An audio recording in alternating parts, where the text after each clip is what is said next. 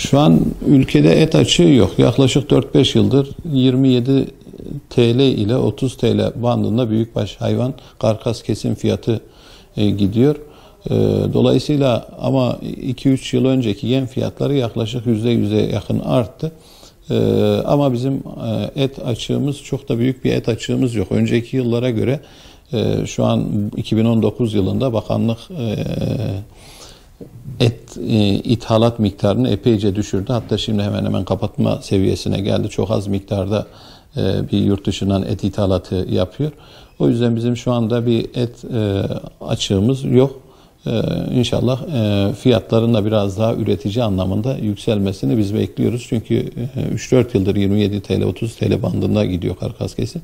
Oysa yem fiyatları %100'e yakın son 3-4 yılda, hatta son 2 yılda artış gösterdi. Bu anlamda biraz daha karkas kesim fiyatları yükselirse üretici bu anlamda biraz nefes alır ve üretimi de dolayısıyla arttırmış olur. Biz o zaman da söyledik, şimdi de söylüyoruz. Kim kesimlik hayvan veyahut da ihracat edecek hayvan bulamıyorsa bizim Gaziantep genelinde 5700 civarında üyemiz, 550-600 bin bandında küçükbaş hayvanımız ve bunların içerisinde birçok da kesimlik ve ihraç edilecek hayvanımız var. Gelsinler, biz temin ederiz. Yani oradaki bize göre düşünce biraz daha farklıydı. İnsanlara alternatif oluşmasın, ihracat olmasın. Dolayısıyla nedir? İşte üretici boynunu kasabın önüne uzatsın, kasap da istediği şekilde kessin. Öyle değil. Oysa ihracat olursa fiyat artar. Fiyat artarsa üretim artar. Üretici para kazanır. Bu anlamda öyle ülke anlamında veyahut da Gaziantep anlamında öyle bir sıkıntı yok. Biz her türlü kesimlik ve ihracat için gerekli hayvanı tedarik ederiz. Bakanlık bize göre burada çok doğru bir uygulama yapıyor.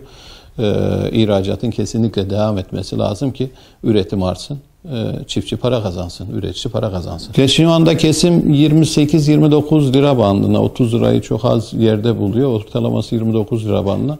Ama tabii kasapta satış fiyatları farklı oluyor. Yani bu karkas söylediğimiz üreticinin elinde alınan 29 TL. Kasaplardaki satış fiyatı yaklaşık 40-45 liradan başlıyor. 60-65-70 liraya kadar işte etin şeyine göre, işlenme şekline göre o şekilde değişiyor bu fiyatlar. Genelde Gaziantep genelinde fiyatlar bu civarda. Tabii illere göre de bunlar farklılık gösterebiliyor. Üreticiye para kazandırmıyor. Yani bu yem fiyatlarıyla şu anda üretici bu anlamda para kazanmıyor.